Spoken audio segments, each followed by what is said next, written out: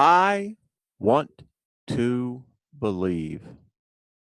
How many of us individually have said the same thing?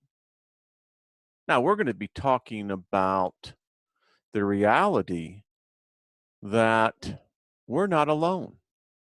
Oh, I know. We all have heard about this.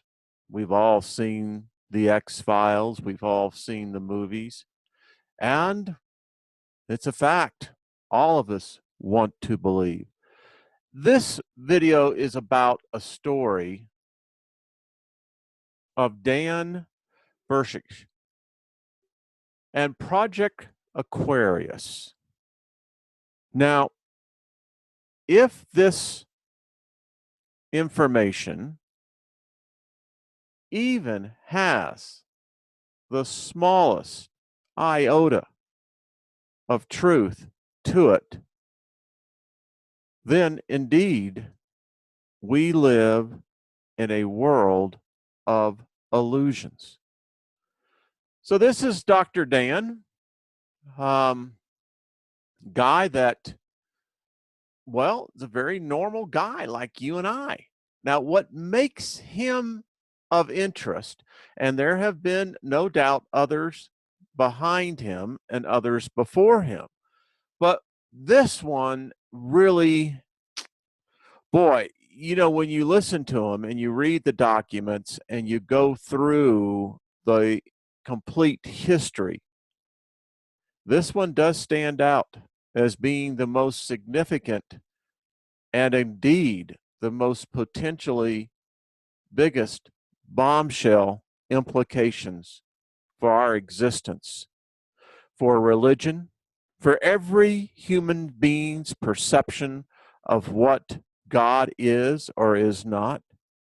It would have a detrimental effect upon all world governments if it was truly known. Now, this is Dan's account. He's a PhD microbiologist. And this is the story of his contact with an extraterrestrial known as J-Rod at Area S4, 12 miles south of Area 51, Groom Lake. These accounts of events took place in 1985 and 1986. Dan was conferred with separate bachelor degrees in biologies of science and psychology by the University of Nevada at Las Vegas. So he has the parchment. Bottom line of this is, folks, we are not alone.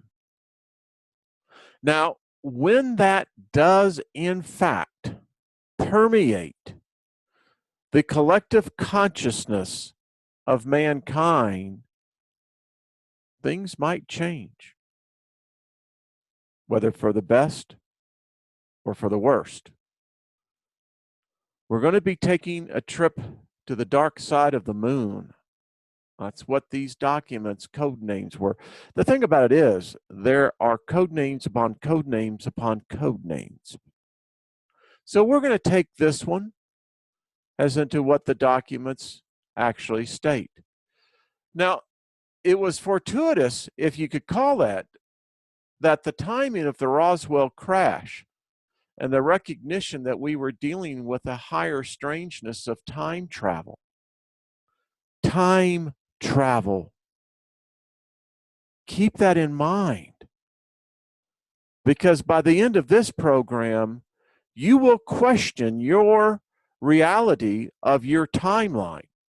Now, this prompted President Truman to produce a group which was placed outside the normal organizational structure of the United States government. This all came together being secretly shuffled underneath the movements that were going on to establish the National Security Act of 1947. The Majestic has used the same technique ever since, diplomatically and militarily, move its actions forward underneath more public actions that were going on. Now, James Forrestal, the first Secretary of Defense, who assumed his duties at about the same time as the National Security Act of 1947 taking effect, became the de facto first leader of the Majestic 12. His private compass became the symbol for the person who should lead the group, a compass that always points to the ethical and moral right direction. Humanity was fortunate, actually, to have such men of character that would not allow their integrity, their virtues of their morality to be compromised. Now, unfortunately, that did not prevail. As time went on and as more information began to be understood of what we were dealing with, and when it was found out that the United States military had actually captured an alien life form, well, unfortunately, within our government, there are many spies. Just so happened at this period of time, there were also many spies that, worked for Stalin, the Russians, and etc. So when it hit the east of the Iron Curtain, the Majestic became aware that if it didn't embrace the Soviet Union into a unified group, the diplomatic arrangements between the P-45J rods and others. Now, there's a whole list of others here, folks. Each has their own designation. In this case, we're talking about the race that actually originated from the Orion system, would widely spin out of Majestic's control. It was very important that they kept containment. To prevent this, the Majestic agreed to internationalize the study and control group of the ET question. Thus was born the Committee of the Majority. The Committee of the Majority was organized as a group of 33 persons of multiple nationalities, with a focus group of 12 Americans underneath it, remaining under the name Majestic 12. The organization of the Committee of the Majority happened under presidential term of John Fitzgerald Kennedy. The shuffling of information between nations and official communiques happened alongside of the creation and ratification of the Partial Test Ban Treaty of 1963. The information leaked to ufology that Majestic's birthday was September 24th happened because only partial information of the truth reached them. The association between September 24th and Majestic happened because the Partial Test Ban Treaty of 1963 was ratified by the United States Senate on September 24th, 1963. In the fear of the ufologists and investigators were getting too close to the truth during the 1980s and 1990s, disfranchised members of a former disinformation unit leaked the September 24th date, but parted with the information that was not true. Classic disinformation. That group's name is the Avery. The job of that group has been and will always be to lie to you and confuse you with truth mixed with lies. Hello, Internet. So, as you can see here, everything starts from a beginning. Now, it's been speculated that this was actually the first wave of an invasion. Don't know. Apparently, after reading the information on J-Rod 45, they're here for something much, much, much more serious than any potential invasion. Hard to say that. Imagine that you could say that there would be something worse than an invasion. But what we're going to find out, there is something worse to an invasion. And unfortunately, it's called timelines. So as you can see, this is part of those documents. Now, I think it's important for all of us to have some guidepost along the way. The sightings and now the classifications of UFOs worldwide is no longer a hypothesis, but it's a fact. and they're increasing. Now, this story is about the facility S4, located in Groom Lake, better known as Area 51. Now, as you can see, it's about 12, 15 miles to the south-southeast of Groom Lake. They have built into these mountains, folks. They have enormous complexes. It's why the restriction zone continues to increase each year. And at best, we can only speculate when we get information like this. Dan, as a whistleblower, we get more information. There have been others in the past that have come forward. But Dan's credentials, his story is far more credible than any other person who has actually stepped forward, as we're going to see. So, according to Dan's testimony, is that this is in the side of a mountain. These are actually hangar bays that actually will drop up into the mountain up here, and these are approximately 9 different bays that hold UFOs. Yeah. The one that's most well known and seen is what they call the sports model. This one. Yeah. Seen all over the world. Now, the thing about it is that when you look at this and you now get to the research and you begin to see the USA, Russia, UK, China, India, every continent has reports of crashed UFOs. Now, as you enter into S4, this is an artist's conception. You literally go through a series of security corridors, measures. I mean, this is literally cut out of a mountain. Now, once you're inside, you are assigned either a blue or a red indicator next to your number. You do not dare violate that rule. Apparently, it has, how shall we say, life-altering consequences. Now, as Dan laid this out, he worked there for 2 years, flew many times right there on Janet Airlines. Very obviously complex facility. They're dealing with extraterrestrials. They're dealing in reverse engineering of technologies. And as you can see, this is the bay, and here are the UFOs. Some of these we have designed, some we have captured, and then some are hybrids. So you can actually see how each one sits into here. This whole area is primarily technical support, a lot of engineering going on. You have the cafeteria.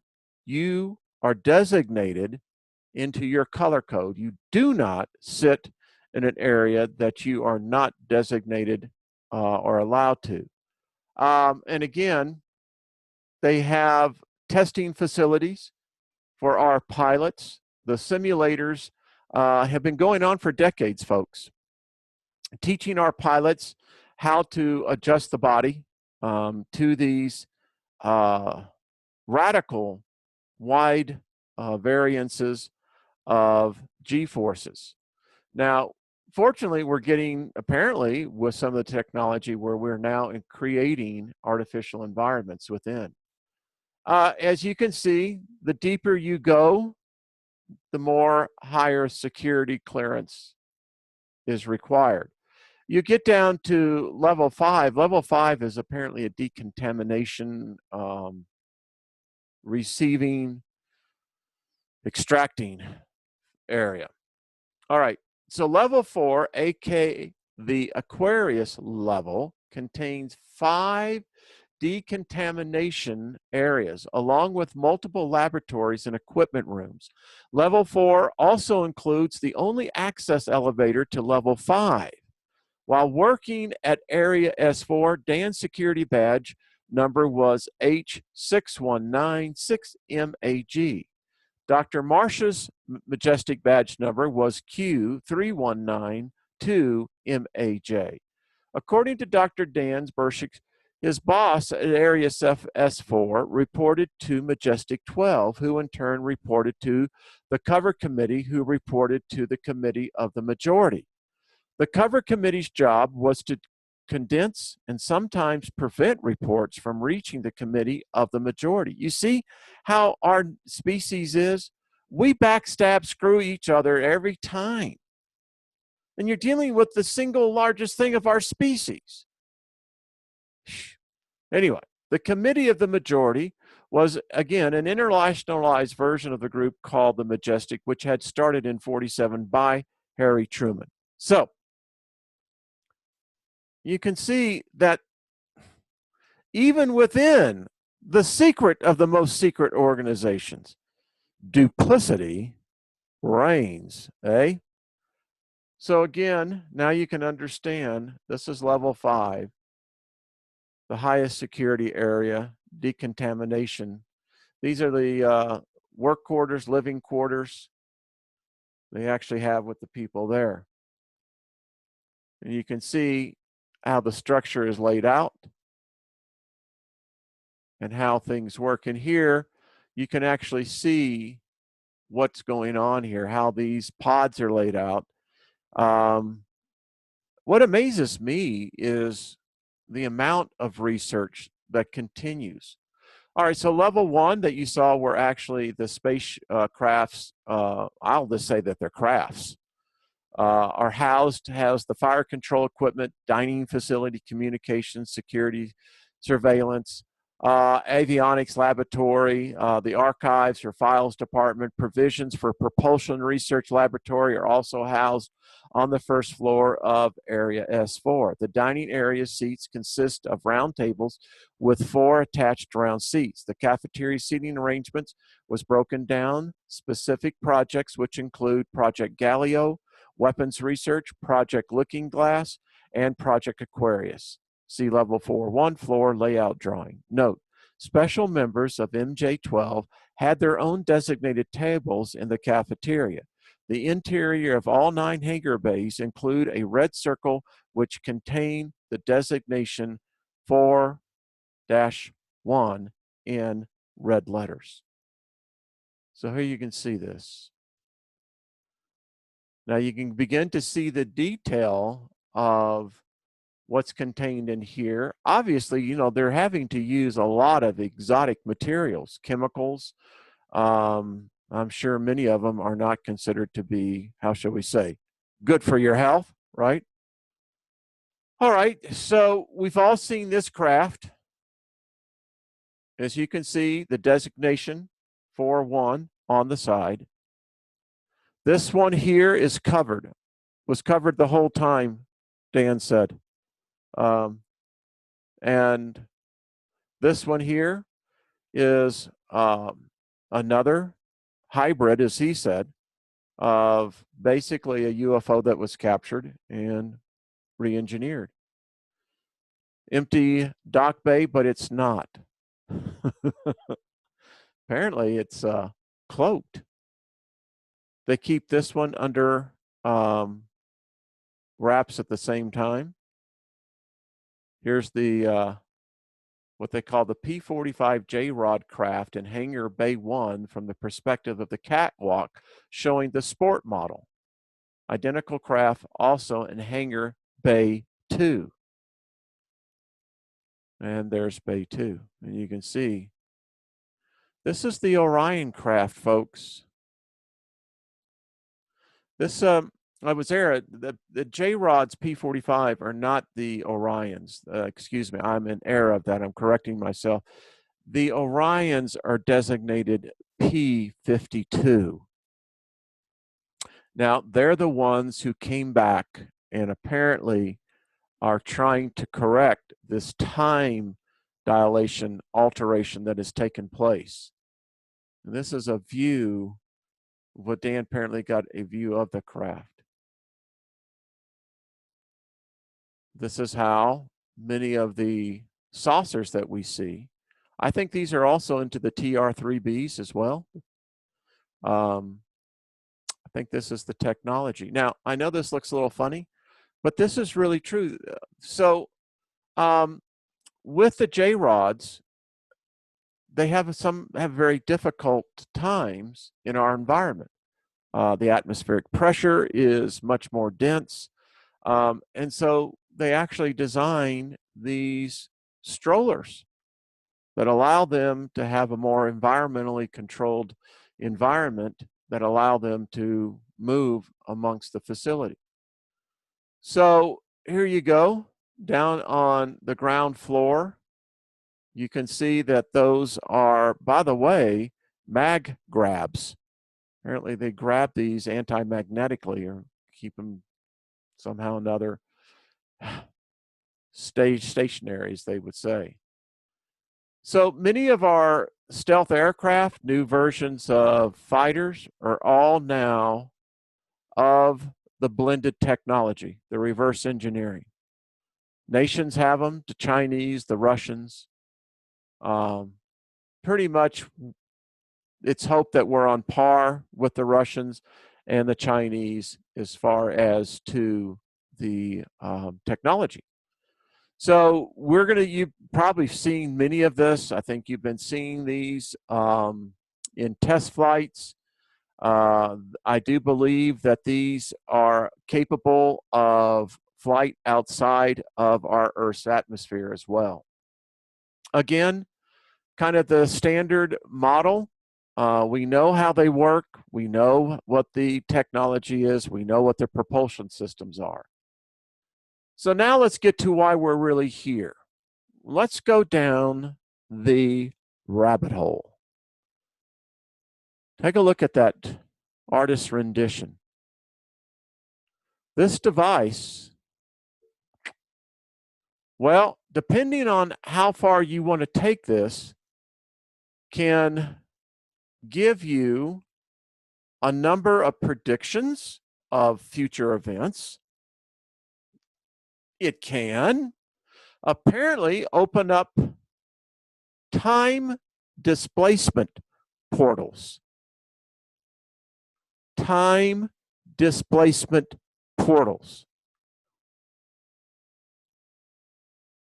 Now, no one actually has a detailed working of this, but those that have worked on it felt compelled enough to tell us they're messing with our timeline.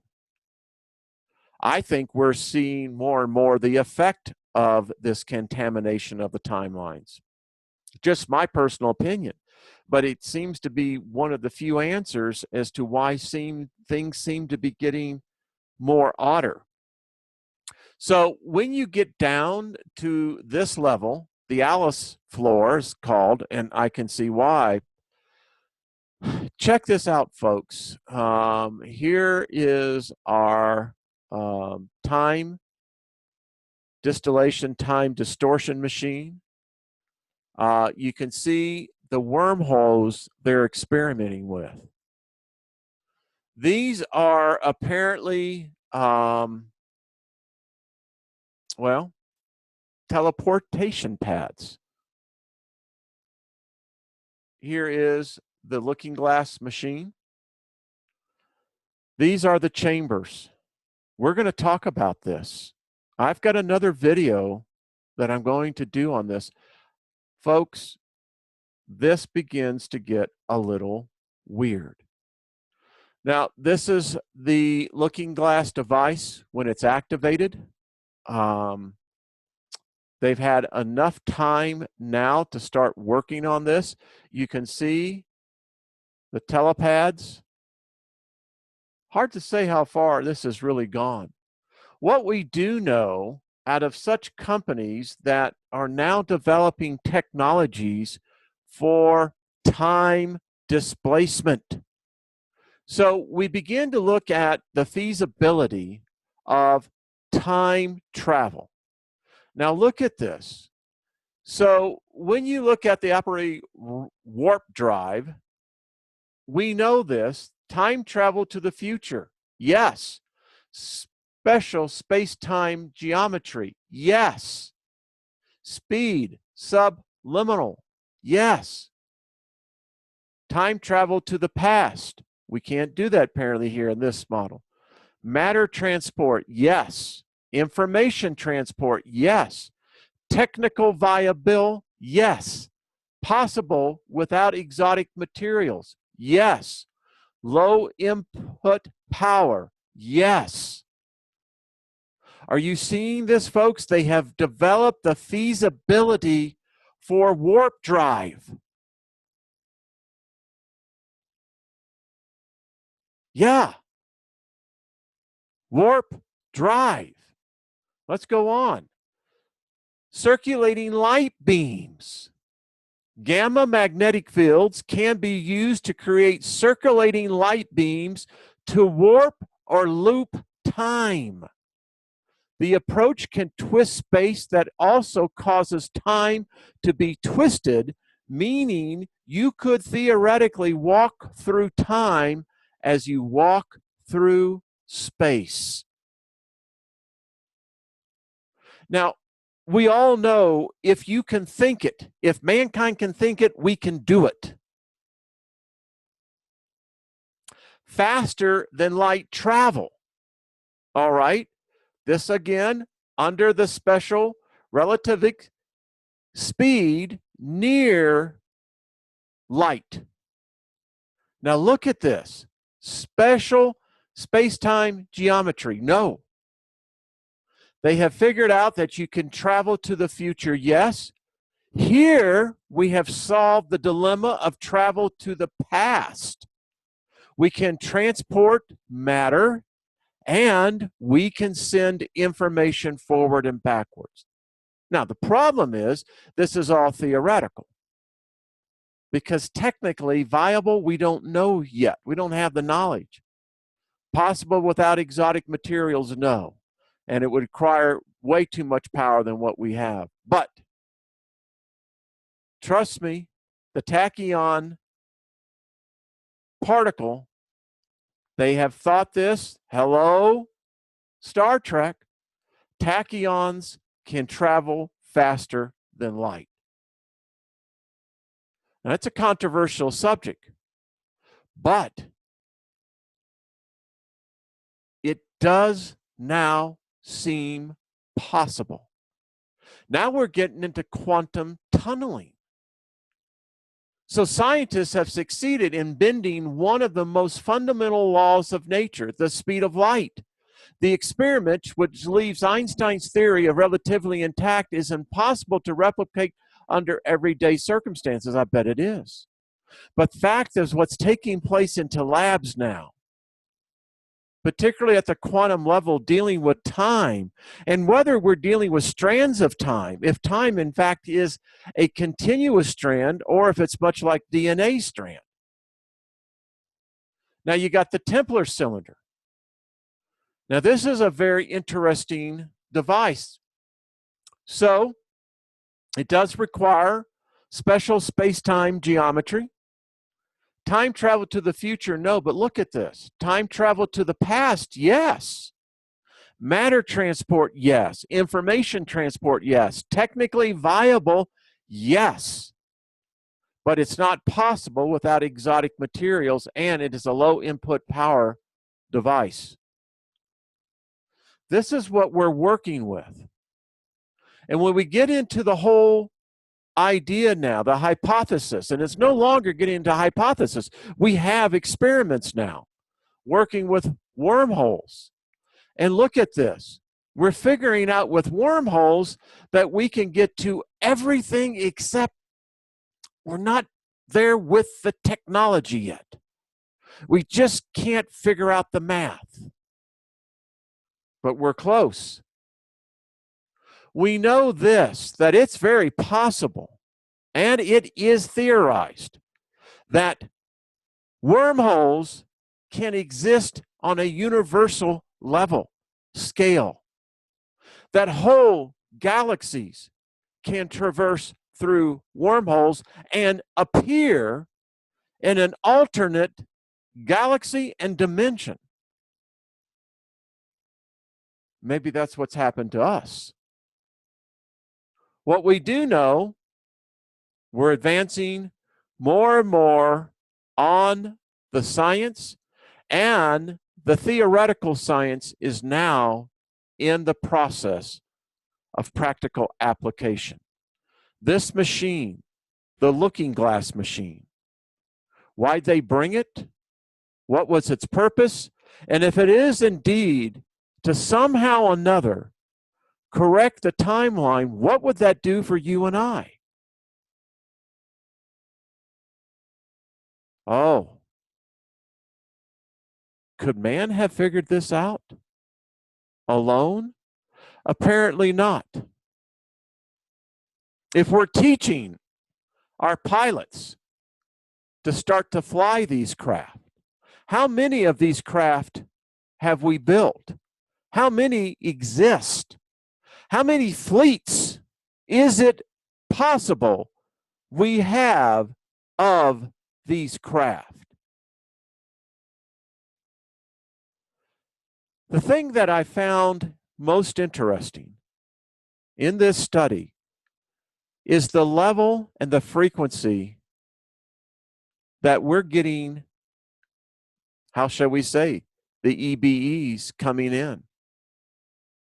We've taken the protocol to begin to, how shall we take the decam protocol to the best level we can. The problem is this: it's not talked about, it's not spoken about, but it is apparent that our species has been impacted by these alien life forms in odd diseases, contagions that many times are isolated, but can also have a much larger impact zone.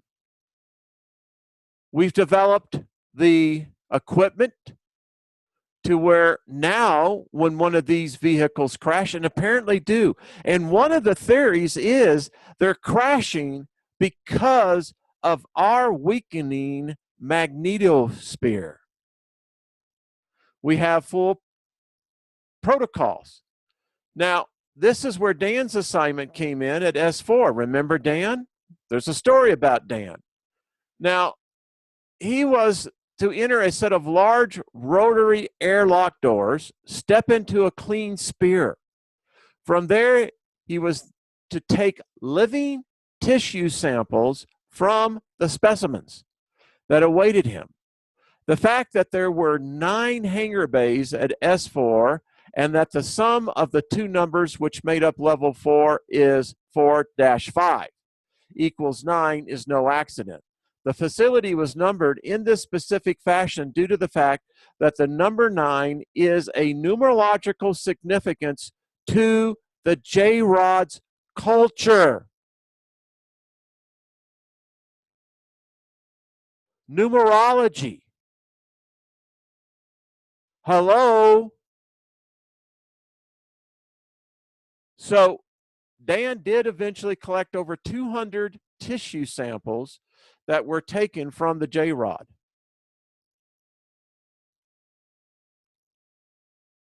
This is apparently...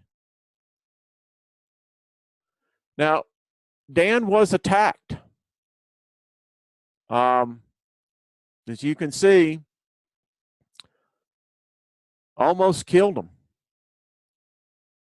This is the decontamination device that they have. Folks, when you have to build specialized decontamination equipment because of the inflow, you have to stop and ask yourself, what is really going on? And here you can actually see, again, artist rendition. But this is how they decontaminate these crafts with light, different spectrums of light. Don't tell me they don't have the technology to heal our diseases. It's just reserved for the few. Again, this is what we call a floating floor. And they can actually put newly acquired craft into this, bring it up to the top, and allow the scientists and the engineers to work on it. Now, here is one. I thought this thing was really cool. It's called PINS, Pressurized Induction Needle System. You wanted to know where the technology came from? This is it. Decades old. But when they discovered this in the late 40s, it revolutionized so many different aspects of inoculating a population. Now, this is a job, by the way, that when you go in, and Dan, in his story, you have to strip down. They do a cavity search, and they weigh you exactly when you come out. Now, folks, that's what you call the naked truth. So the artist rendition again, going into the biosuit. This is one of the J-rods. Communication telepathically. They shield ourselves with this because apparently we can't handle it. They do learn how to communicate very quickly, and sign language is apparently the best until they actually pick up. Now, what I read in this is that they don't have vocal cords. So most of the EBEs do not have vocal cords. That's why they don't talk. They don't need to. Again, we're a little bit behind. This is actually Dan in the process of collecting samples. Now, I want to talk about the chamber. It exists. And apparently, the Sumerian tablets are correct on the creation chamber. They exist. It's apparently where we came from. Yeah, let that soak in. So it appears as much of our past that we have been told about in the legends, again, have strong foundation to truth. And I'll leave you with this. This is apparently the real Stargate. It does exist, not quite to what Hollywood's version of the television series, but really close. Now, do you believe?